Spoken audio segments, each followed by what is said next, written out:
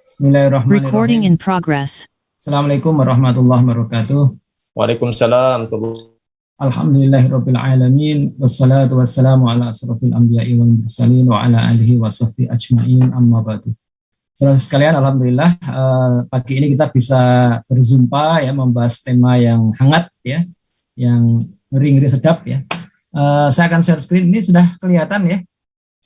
Ya, saya akan bercerita tentang fakta komunisme dan kapitalisme saat ini. Ini saya berdiri di Tiananmen ya, di Beijing ya, ini jantungnya negara komunis kayak katanya ya. Saya juga di lapangan merah di Kremlin ya, di Moskow ya. Dan saya pernah juga ya di atas sebuah torpedo di Amerika ya. Jadi saya sebenarnya kalau disebut cendekiawan Muslim ya, saya kira Profesor Kasti, Pak Dr. Herman juga cendekiawan. Jadi saya lebih suka belajar peradaban dan global traveler ya. Tahun 88 ke Berlin Timur, masih era komunis ya. 2 kali saya ke Cina, saya pernah juga ke Vietnam, ke Myanmar, dan ke Rusia ya. Sementara saya 10 tahun tinggal di Eropa ya, di negeri kapitalis ya. Tapi di sana juga ada partai komunis ya. Saya juga pernah ke Kanada, ke Jepang, dan ke Amerika. Nah, saudara sekalian,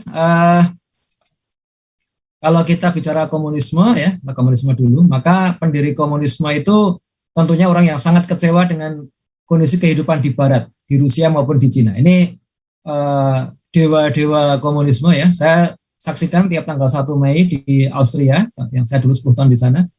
Itu mereka parade ya, parade membawa gambar ini ya, Karl Marx, Friedrich Engels, Lenin ya, Vladimir Lenin, Joseph Stalin ya, kadang ditambah dengan Mao Zedong ya. Itu 5 dewa komunisme ya, dianggap tidak mungkin salah ya bagi mereka ya.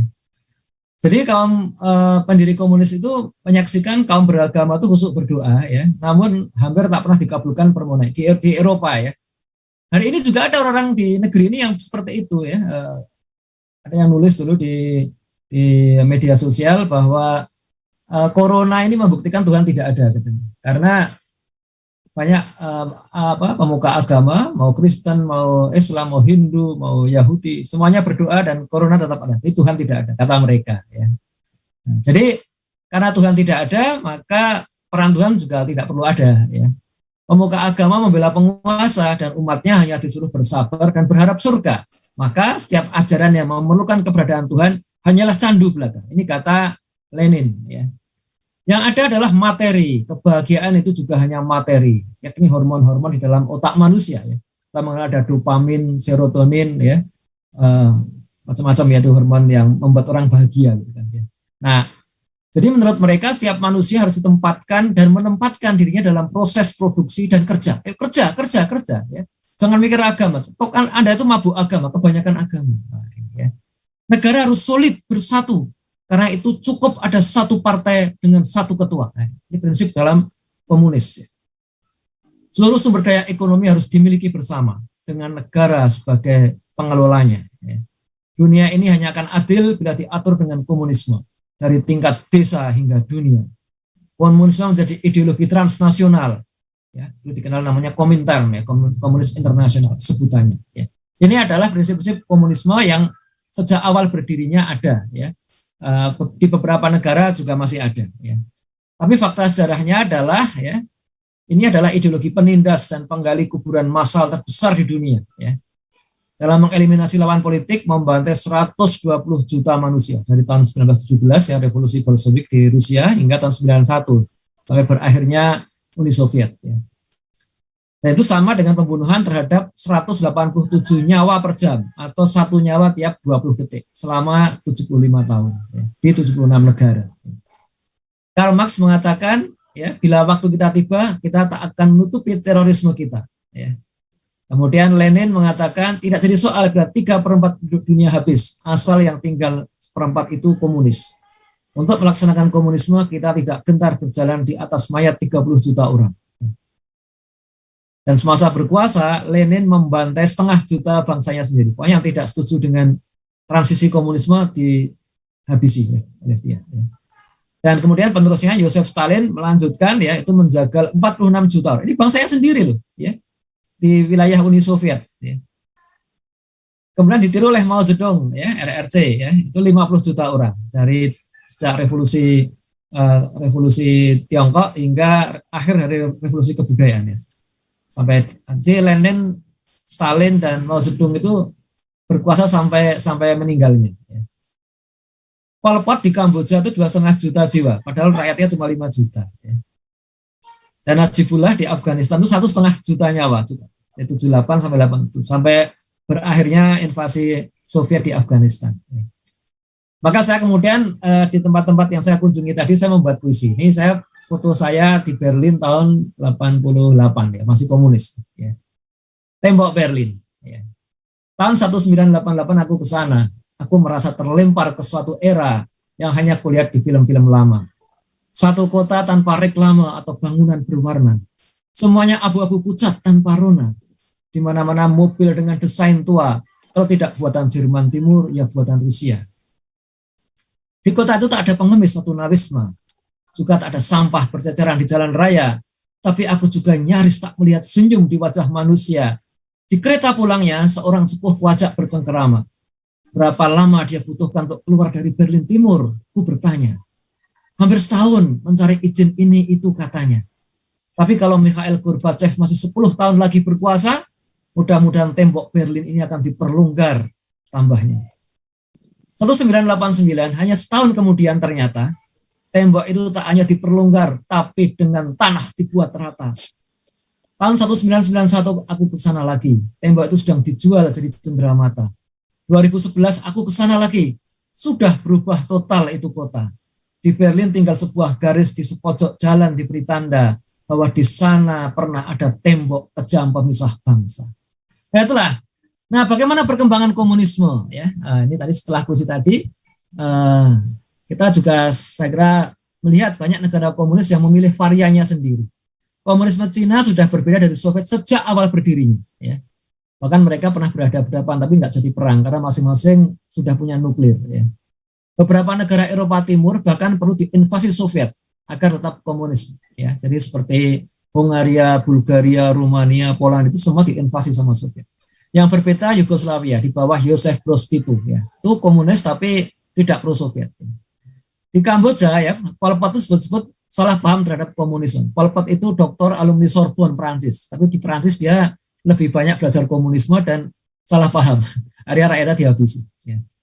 Tahun 1986 sampai 1991 ya, Gorbachev, sekjen terakhir Partai Komunis Uni Soviet itu melakukan glasnost atau keterbukaan dan perestroika atau reformasi. Namun gagal dan Soviet bubar. Setelah Soviet runtuh, Cina menempuh jalan yang berbeda. Mengizinkan satu negara, dua sistem. Ya. Jadi komunisme itu diibaratkan kucing, bukan masalah kucing itu kuning atau merah, selama dia bisa menangkap tikus. Ya. Ini ada pepatah kata Cina kuno ya. Maka bukan masalah apakah kucing itu hitam atau putih, selama dia bisa menangkap tikus. Kalau di Cina kuning atau merah, kuning itu komunis ala Cina, merah itu komunis ala Rusia. Ya. Nah ini dunia ya, yang berwarna orange itu negara-negara yang dulunya pernah komunis ya. Nah, kalau yang merah itu yang masih komunis. Ya. Jadi sekarang tinggal 5 ya, tinggal Kuba ya, Korea Utara, Vietnam, Laos dan Cina. Ya. Saya hanya pernah ke Cina dan ke Vietnam. Saya belum pernah ke Korea Utara, Kuba atau Laos ya. Nah ini kalau Rusia sudah kapitalis, sudah sangat kapitalis ya. Saya bikin puisi juga nih waktu saya ke Rusia ya. Tahukah kawan? Bangunan Kremlin ini penuh cerita kebenaran ya, tentang sebuah negara adidaya yang kini tinggal kenangan. Dulu Tsar pernah bertahta di sana, didampingi Rasputin, si tukang sihir yang penuh karisma. Pendeta diperdayanya, rakyatnya sendiri dijajahnya. Namun revolusi kaum Bolshevik menjatuhkannya. Dulu Stalin juga pernah bertahta di sana, menciptakan negara Uni Soviet yang disegani dan adidaya, membuat bom hidrogen dan meluncurkan Sputnik ke angkasa, mengekspor ideologi komunis dari Korea Utara sampai Kuba, tapi rakyatnya yang tidak bahagia akhirnya mencampakkannya. Negara Tsar dan negara Soviet komunis tinggallah sejarah. Umat Islam di Rusia kembali menggeliatkan dakwah. Semua berproses meski di sana tidaklah mudah, tapi pasti akan lebih cepat bila ada khilafah. Nah, jadi dalam sejarah Amerika yang kapitalis dan Soviet yang komunis itu berival, ya, punya ada rivalitas, bertanding mereka. Ya. Kapitalisme juga ideologi penjajah, tapi sayangnya. Ya. Tapi formatnya lebih cerdas. Ya. Antar penjajah pernah beradu di Perang Dunia Pertama. Ya. Jadi Perang Dunia Pertama itu Jerman, ya, poros negara-negara poros, ya, Jerman, Austria, Turki, ya, Ottoman waktu itu melawan yang lain, ya, melawan Inggris, Prancis, ya. Amerika juga ikutan belakangan. Itu intinya adalah sesama negara kapitalis. Demikian juga Perang Dunia Kedua. Nah, kapitalis itu menguasai dunia dengan pencitraan, ya, di media, dengan pendidikan dan pelatihan, yaitu edukasi, dengan penyebaran aneka mitos. Ya, nanti saya bahas mitos sekularisme, liberalisme, pluralisme, demokrasi, dan pasar bebas, dan juga perangkap hutang atau investasi, dan aneka pendampingan pembangunan. Karena umat Islam sulit diperdaya, maka dipecah belah dalam 4 kelompok. Ada kelompok sekularis, tradisionalis, modernis atau moderat, dan Islamis, fundamentalis, radikalis. Ini 4 kelompok ini dibuat oleh kapitalis. Ya. Di era Perang Dingin, kelompok Islam dirangkul oleh negara pengembang kapitalisme untuk melawan komunisme. Ini di Afghanistan, ya, antara tahun 80-an, tahun 90-an. Ya. Nah, begitu Perang Dingin selesai, kapitalisme merangkul eks-komunisme untuk melawan Islam. Dimulai dari kelompok Islamis yang dicap radikalis. Nah, saya akan menyampaikan tentang 5 anak haram sang pelacur sekularisme. Ya. Ada pelacur bernama sekularisme. Ya. Prinsip hidupnya jangan bawa-bawa agama ke ruang. Ini kapitalis, ya. Ini cerita ideologi. Ada 6 ini. Ya. Satu ibunya itu pelacurnya. Ya. Jadi dia adalah anak broken home dari perselingkuhan kekuasaan negara dan kekuasaan agama. Jadi di Eropa dulu dua-duanya bermasalah, ya. Nah, tapi selingkuh, ya. Yang negara itu menindas dan agama membentenginya, ya. Ya mungkin kalau negara atau umarok dan agama atau ulama ini nikah, ya, ini baik-baik saja. Tapi ini kan enggak, ini selingkuh ini kan. Karena itu tak heran sekularisme kemudian memiliki 5 anak haram, ya, 5 anak haram. Anak haram pertama bernama liberalisme. Prinsip hidupnya biarkan semua bebas bicara, bebas berperilaku, bebas berkeyakinan atau beragama, dan bebas memilih cara memiliki sesuatu selama tidak mengganggu kebebasan orang lain. Biar bebas biaran, ya. Mau diskoan, mau apa terserah lah, itu asal nggak ganggu orang lain, silahkan aja. Ya. Mau kumpul kebo, mau LGBT, mau silahkan aja. Itu anak pertama liberalisme. Prinsipnya seperti itu. Maka liberalisme tidak menghalangi orang memeluk agama apapun agamanya. Bahkan mau buat agama baru pun harus dihormati, ya. Kan keyakinan, bebas berkeyakinan, kan, ya. Belakangan liberalisme juga melahirkan anak haram juga, ya, yaitu permisivisme. Ini permisivisme itu anaknya liberalisme. Anak kedua bernama pluralisme. Saya sebut pluralisme bukan pluralitas, tapi pluralitas itu sebuah kenyataan, ya. Ini pluralisme. Prinsip hidupnya adalah sebuah doktrin bahwa ruang publik jangan didominasi salah satu kelompok atau paham tertentu saja, ya. Biarkan semua berkontribusi. Ya. Pembangunan akan lebih cepat kalau energi kesalehan disinergikan dengan energi setan. Ya. Ada dulu tokoh liberal yang menyampaikan seperti ini. Jangan cuma energi malaikat, energi setan pun harus kita gunakan. Ya. Pluralisme. Ya. Karena itu pluralisme memandang setiap kelompok harus terwakili dan didengar suaranya dalam membuat kebijakan publik. Termasuk kelompok pekerja seks komersial, kelompok pengedar narkoba, bahkan kelompok keluarga terpidana korupsi. Harus didengar gitu kan, ya. Jadi ya semua agama itu benar, ya, jangan merasa paling benar gitu kan, ya. Yang kelompok seks komersial juga ada benarnya gitu kan, ya. Nah, belakangan pluralisme ini juga melahirkan anak haram, yaitu sinkretisme agama, memproduksi agama baru. Anak ketiga bernama demokrasi. Prinsip hidupnya dari, oleh, dan untuk rakyat, ya. Jadi mereka berpendapat kedaulatan hukum itu ada pada rakyat, sehingga penguasa wajib menjalankan keinginan rakyat. Ya, so far so good, ya, kayaknya bagus juga ini, ya. Kekuasaan ditentukan dengan pemilu yang bebas oleh rakyat. Ini ditandai dengan kebebasan pers, berserikat, berpartai, dan pemilu yang jujur dan adil, ya. Simbolnya inilah gambarnya, ya. Kardus, ya, kotak kardus. Demokrasi memandang kalau mayoritas rakyat menginginkan dekriminalisasi narkoba, maka bisa dibuat undang-undang yang lebih ramah terhadap narkoba. Ini sudah terjadi di Belanda. Di Belanda ada dekriminalisasi narkoba, ya. Demikian juga kalau mayoritas rakyat memandang legalisasi profesi pekerja seks atau legalisasi profesi rentenir sebagai hal yang lebih bermanfaat, ya, mereka suruh bayar pajak, ya, misalkan, maka akan keluar hukum yang memayunginya, ya. Satu-satunya yang dianggap benar adalah keinginan rakyat hari ini di negeri ini. Karena demokrasi kadang mengeluarkan keputusan yang kontradiktif, yaitu secara langsung atau tak langsung bisa menghancurkan masa depannya sendiri atau rakyat lingkungan negeri lain. Tak heran, bahkan demokrasi melahirkan anak-anak haram, yaitu kepentingan nasional atau nasionalisme dan chauvinisme. Ya. Jadi Amerika menginvasi Afghanistan selama 20 tahun dan menghabiskan hampir 2 triliun dolar ya, atau 34 ribu triliun rupiah, itu demokratis, kan disetujui. Ya. Rakyatnya setuju. Ya. Buktinya apa? Presiden Bush dipilih lagi, Presiden Obama terpilih lagi, DPR-nya terpilih lagi, ngasih anggaran lagi. Itu demokratis. Ya. Siapa bilang tidak demokratis? Ya, tapi bagi Afghanistan ya sengsara begitu kan. Ya. Anak keempat bernama kapitalisme. Ya. Prinsip hidupnya biarkan tangan-tangan gaib kekuatan pasar mengatur dirinya sendiri. Bagaimana distribusi barang dan jasa yang paling optimal untuk kebahagiaan semua orang. Hasilnya semua bisa didapatkan bagi yang punya uang. Jadi anak keempat ini cukup dominan dalam keluarga ibu sekuler tadi ya, karena dialah penopang utama kakak-kakaknya dan adiknya. Dialah oligarki yang royal memberi uang jajan atau uang lelah ke aktivis pro-liberalisme. Juga rajin pasang iklan ke media massa pro-pluralisme. Dan tentu saja memberi modal untuk membesarkan partai, membiayainya dalam kampanye, melobi politisi pesaing, melobi para pesaing dan kaum intelektual hingga money politik untuk calon pemilihnya dalam pemilu. Ya, semua saja dipandang sebagai investasi. Ini investasi, ya. Jadi kapitalisme itu akan meminta pengembalian plus bunga dalam bentuk peraturan perundangan yang akan menjamin bahwa mereka semakin kaya. Misalnya sistem ribawi, sistem uang fiat, sistem pasar saham sekunder, sistem hak konsesi atas sumber daya alam, sistem monopoli dan sebagainya. Banyak sekali. Ya. Nah, kapitalisme punya anak-anak haram juga, yaitu materialisme dan hedonisme, yang merasa bahwa tolak ukur kebahagiaan di dunia diukur dengan materi, dan hidup harus dipuas-puaskan dengan kenikmatan dunia. Inilah, oligarki itu akan berkuasa dengan cara seperti ini. Nah, anak kelima bernama imperialisme. Ya. Prinsip hidupnya gold, gospel, and glory. Ya. Dimanapun kekayaannya harus kita kuasai. Ini kalau saya jadi kapitalis sejati, imperialis sejati ya.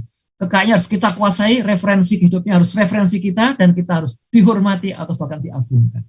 Bukan persis seperti Amerika saat ini kan ya. Jadi dia ingin menguasai negeri-negeri lain ya. Terus kita kalau bicara referensi, bicara standar harus mengacu ke Amerika ya. Dan kalau kita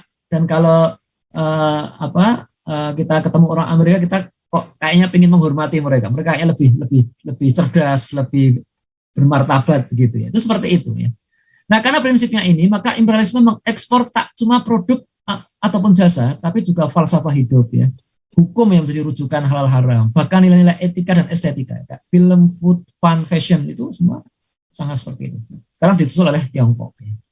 Nah, pada masa dulu, imperialisme dilakukan secara militer, tetapi sekarang lebih kuat karena dibentengi hutang dan aturan dagang. Kemudian juga mata uang internasional, hukum internasional, dan sebagainya. Nah, ini piramidanya seperti ini. Ya. Jadi paling atas itu sebenarnya uang, ya, kekuatan uang. Baru kemudian penguasa-penguasa yang resmi, di bawahnya lagi adalah intelektual-intelektual yang corong dari penguasa tadi ya. Kemudian para tentara dan penegak hukum yang siap menembak siapapun yang melawan ya. Kemudian para kapitalis ya, para borjuis ya, ini kalau orang komunis ya, para borjuis yang pesta-pesta di atas penderitaan rakyat ini ya, rakyat yang bekerja keras, kerja begitu. Ya.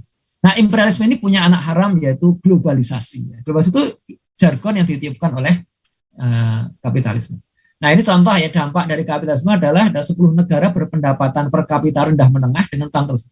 Ini Cina kok masuk ya? Cina ternyata utangnya 2,1 triliun dolar. Ya. Siapa utang ya? Utang ke Amerika, ke Eropa, mana-mana ya. Ke rakyatnya sendiri juga ada ya. Nah, meskipun Cina punya piutang di tempat lain. Kita punya utang 402 miliar dolar, tapi piutang di negara ini sangat sedikit ya. Sangat sedikit. Ya, ini Turki yang juga dibanggakan banyak orang, ternyata utangnya gede juga, lebih tinggi dari Indonesia. Ya. Ini data barusan nih 5 Oktober nih ya, masuk keuangan News ID. Nah, ini kemudian Vietnam nih ya, saya pernah ke Vietnam ya, saya bikin visi juga. Ini kisah sebuah negeri yang cukup langka ya. 30 tahun sebelum aku ke sana ya. Bicara Vietnam adalah bicara komunis yang berbahaya. Film-film Amerika melukiskan itu negeri di lembah neraka. Tentu bagi tentaranya yang kewalahan hadapi perang gerilya yang pernah dipelajari Viet Cong dari pengalaman Indonesia. Benar, bicara Vietnam adalah bicara sosok murid istimewa. Dia juga belajar bagaimana bertahan dan membangun kota, dan sekarang kita mengimpor beras jutaan ton dari mereka. Dan pabrik-pabrik kita ramai-ramai ke sana pindah usaha. Vietnam ternyata lebih menarik investasi dari mana-mana. Di arena perang Vietnam boleh menang dari Amerika, tapi kini Vietnam lebih kapitalis dari Amerika. Benar, Partai Komunis masih ada dan satu-satunya, tapi kapitalisme tergambar jelas di jalan raya. Di dunia akademis, Vietnam kini bahkan lebih juara, sementara kita sibuk dengan hoax dan demokrasi pura-pura. Kampus-kampus Vietnam melaju ke kelas dunia, lembaga risetnya sudah sampai ke ruang angkasa, dan ilmuwannya ikut meneliti ke Antartika. Namun di Hanoi, aku tetap merasa ada yang terlupa. Ada masjid di ibu kota ini, tapi masih terlalu langka. Demikian juga restoran halal, jumlahnya baru 1-2. Ini Vietnam. Ya. Tapi ini tugas dakwah kita semua, tak hanya para dai dan ulama. Nah, saudara sekalian, jadi kita wajib waspada terhadap komunis, juga wajib waspada terhadap kapitalis. Ya. Dan yang ketiga adalah terhadap komutalis, itu kapitalis negara dengan gaya diktator anti kritik komunis. Ya. Ada irisan-irisan ideologi. Jadi kalau saya sebagai Muslim, saya tadi sudah disampaikan oleh Dr. Fahmi Lukman, ada ideologi Islam. Nah, ada ideologi dunia yang lain, ideologi sekularisme kapitalisme. Ini saya kasih warna biru karena paling banyak di Barat ya. Tapi Jepang juga sama ya, kapitalis juga. Ya. Kemudian ada ideologi sosialisme komunisme, itu kita sebut internasionalis. Kan dulu ada Komintern ya, komunis internasional. Ini saya kasih warna merah, dulu Soviet ya, dan sebelah kanan, karena kanan tuh kalau di mata angin itu kan timur ya. Jadi bukan karena dia kiri itu soal ini geografi. Saya orang geografi, saya orang geospasial ya. Oke. Nah, ini masing-masing ideologi ini ada irisannya ya. Islam dengan sekuler itu ada irisannya. Materialisme sosialisme dengan kapitalisme ada irisannya. Irisannya adalah materialisme. Jadi dua-duanya menganggap bahwa pemenuhan materi itu sumber kebahagiaan ya. Maka kalau mereka bikin indeks negara paling bahagia ya, happiness index atau sustainable development goals atau human development index, itu pasti indikator utamanya adalah materi kan. Misalnya jumlah rumah sakit per 1.000 penduduk atau jumlah dokter per 1.000 penduduk dan sebagainya ya. Nah, kemudian Islam dengan sekularisme juga ada irisannya, yaitu mengakui pasar ya, pasar bebas ya. Kemudian juga mengakui kebebasan, ada bebas, kita bebas kemanapun, kita bebas beribadah, bersuara, itu ada irisannya ya. Kemudian dengan sosialisme Islam juga ada irisannya. Irisannya adalah mengakui BUMN. Kalau di negara kapitalis murni ya, kayak di Amerika itu nggak ada BUMN ya. Pabrik senjata pun itu di Amerika swasta ya. Pabrik uang ya, percetakan uang di Amerika itu swasta ya. Kalau di dalam Islam ada lah BUMN, itu ada yang harus milik negara. Kemudian juga sosialisme dan Islam sama-sama mengakui keadilan sosial ya. Nah, Pancasila itu irisan tiga ini ya. Nah, ini Pancasila di tengah ya. Jadi makanya Islam itu ada ketuhanan Pancasila itu ada ketuhanan yang Maha Esa. Artinya apa? Ketuhanan atau agama itu di atas semua yang lain. Di atas kemanusiaan, di atas persatuan, ya, di atas kerakyatan ya. Jadi kalau sekarang ada upaya moderasi beragama yang mengatakan bahwa kesepakatan berbangsa, kemanusiaan dan kepentingan umum itu di atas agama yang subjektif, itu sebenarnya mengingkari Pancasila itu. Mengingkari Pancasila. Nah, jadi sekarang ini ya, saya setuju dengan Prof. Kasih tadi, ada komunis yang pura-pura membela Pancasila. Sekarang ini ya. Persis seperti Aidit, ini buku yang beneran ada nih ya. Saya cari, saya dapat bukunya nih, Aidit membela Pancasila. Ini karangan DN Aidit ya. Ya. Kemudian juga ada tulisan Bung Karno tahun 64 itu suburlah PKI. Jadi pidato Presiden Soekarno pada rapat raksasa ulang tahun ke-45 PKI ya. Bung Karno itu membela PKI. Bahkan dalam bukunya ya, di bawah bendera revolusi, dia mengatakan ya, ini bukunya ya, siapa yang setuju kepada Pancasila harus setuju kepada Nasakom, dan siapa yang tidak setuju kepada Nasakom sebenarnya tidak setuju kepada Pancasila. Ini suatu ini ya, framing ya. Jadi kalau sekarang ada yang memframing seperti itu, ya itu biasa seperti itu, karena memang ada contohnya di masa lalu ya. Itu di bawah bendera revolusi punya bukunya juga. Ya. Nah, saya kemudian menggali apa dulu respon dari Nahdlatul Ulama itu seperti apa. Ternyata Kiai Haji Edham Khalid ya itu adalah dulu aktif di GP Ansor dan pernah menjadi ya tokoh di NU ya, ketua umum PBNU selama 28 tahun ya. Itu dalam bukunya Napak Tilas ya, itu ternyata beliau itu sebenarnya memperjuangkan Piagam Jakarta. Beliau juga anti kepada PKI sebenarnya ya. Wah, jadi ini pernah tuh dia Kiai Idham Khalid itu ribut dengan Bung Karno gitu kan ya. Jadi di Ramar Serasi kalau panjang ya. Jadi Bung Karno bilang ini, saudara tahu, saya ini bukan PKI, saya ini orang Islam, tapi kita harus mengurus dunia. Ada 6 juta suara PKI, tidak, ini berbahaya. Terus Kiai Idham Khalid mengatakan kami berpendapat justru kalau PKI diikutkan itu berbahaya. Ya. Itu berarti saudara kena propaganda Masumi. Itu kata Bung Karno seperti itu. Jadi ini, wah, Masya Allah ya. Jadi luar biasa perjuangan Kiai Idham Khalid dulu. Ya. Ya. Jadi sikap dan perjuangan Kiai Idham Khalid itu dianggap sebagai representasi sikap Masumi. Maka di zaman sekarang biasanya ini diredaksikan dengan dasar Islam radikal, dasar kadrun. Nah, gitu. Kira-kira seperti ini ide-ide yang mirip-mirip lah ya. Gitu. Jadi dulu karena agitasi PKI, maka NU yang di parlemen ya, di MPR, di MPRS itu kena jebakan ya. Mereka ikut mendukung Nasakom, tapi akhirnya disembelih juga. Ya. Ada saudara kita di Jawa Timur disembelihin oleh PKI, oleh Gerwani ya, dijebak. Soalnya ada pengajian Fatayat, pengajian Banser, setelah diracun di situ kan dibunuh, dimasukkan sumur ya di Cepeto. Gitu. Ya. Cepeto Pak, di Cepeto. Iya Cepeto ya betul. Ya. Nah juga ada tokoh-tokoh seperti ini, Anda tentu kenal ya. Ini orang yang teriak-teriak saya Pancasila, tapi anti Islam ya, anti ini ya seperti inilah ya. Jadi ini maling tapi ngaku paling Pancasila ya, ini ya. Hampir sama lah dengan Aidit dulu ya. Nah, jadi maka saya kemudian membuat visi juga. Saya pernah ke Cina ya, luar biasa ini tembok Cina ya. Saya bikin visi di sini.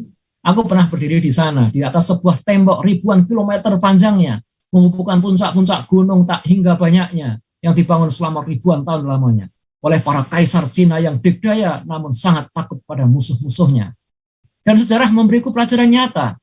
Benar, ribuan tahun musuhnya tertahan tembok yang perkasa sampai mereka tahu cara mudah mengatasinya. Mereka masuk dengan menyogok para penjaganya atau menyebarkan candu di ibu kota. Kekaisaran Cina yang begitu dahsyat itu pun sirna. Kaisar yang terakhir diasuh oleh guru dari Eropa hanya untuk memastikan kerajaannya memasuki masa senja.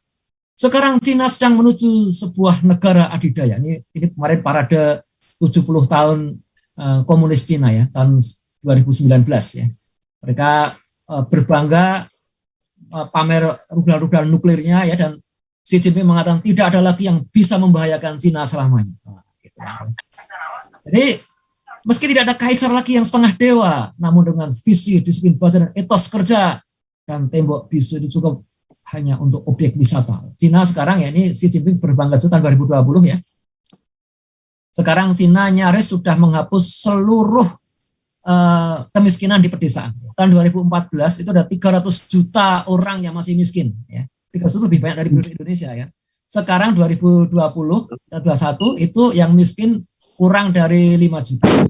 300 kurang dari 5 juta ya. Tinggal sedikit sekali berarti di Xinjiang, tapi yang miskin di Xinjiang di sana di barat, karena memang masih, karena orang inilah Islam di sana masih bandel gitu kan. Pertanyaan sekarang, haruskah kita akan mengikuti Cina hingga ke lubang buaya? Maka saudara sekalian ya, Cina itu punya masalah yang sangat besar ya. Dulu Cina menganut politik satu anak ya. Kalau orang punya anak lebih dari satu, dia dihukum dia. Sehingga banyak yang menyembunyikan anak keduanya. Padahal Cina itu bangga dengan anak laki-laki. Jadi kalau punya anak perempuan, nggak ingin didaftarkan, nggak punya KTP, nggak punya nomor penduduk ya, nggak punya NIK, dan akhirnya nggak bisa apa-ngapain, Pak. Tinggal di desa terus sampai tua, sampai mati. Akibatnya sekarang di Cina kelebihan laki-laki, Pak. Ya. 1,4 miliar penduduk Cina itu yang 800 juta itu laki-laki, yang perempuannya 600 juta.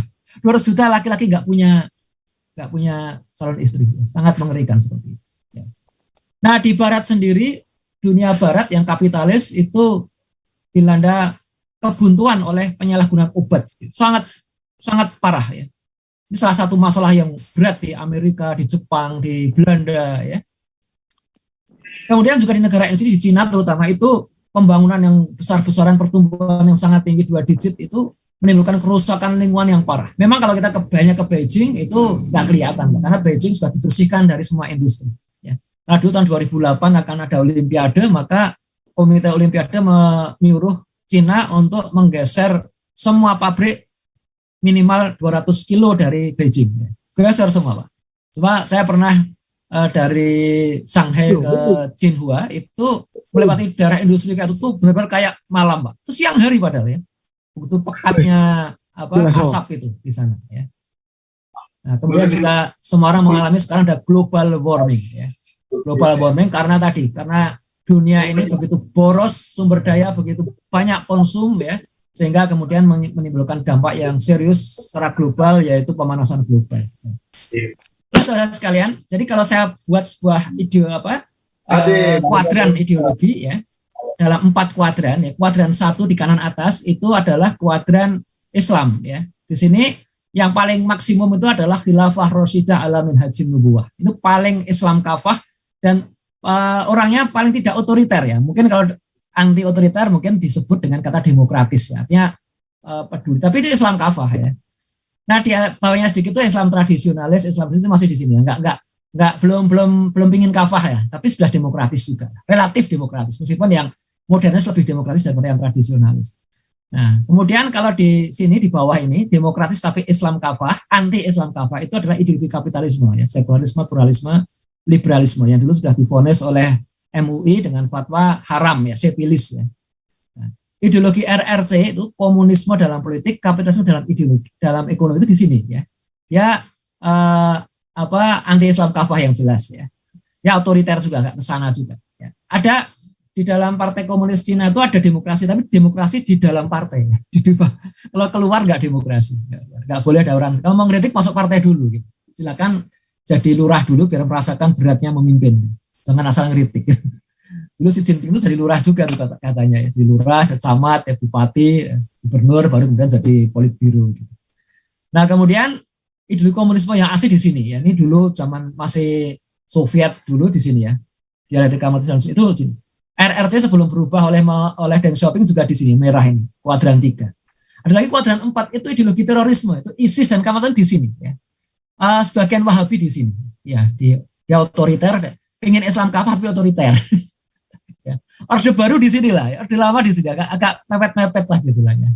Nah, orde reformasi ini mencari bentuk ya, ke arah demokratis tapi ya nggak mau Islam kafah juga ya, sedikit anti Islam kafah juga. Jadi seperti itu. Nah, sebagai kesimpulan ya, setiap kali Pancasila dihadapkan dengan Islam, dengan narasi radikalisme, intoleransi, moderasi beragama, itu ada bau komunis atau kapitalis di sana. Setiap kali isu kapitalisme liberalisme diangkat, namun Islam kafah bukan solusinya, maka kemungkinan besar itu diperalat oleh komunisme. Haya baru, tanpa ngomong dia komunis. Ya. Dan demikian juga setiap kali bahaya laten komunisme diangkat, ini biar adil ya. Namun Islam kafah bukan solusinya, maka kemungkinan besar itu diperalat oleh kapitalisme. Demikianlah, mudah-mudahan bermanfaat. Assalamualaikum warahmatullahi wabarakatuh. Waalaikumsalam warahmatullahi wabarakatuh. Waalaikumsalam.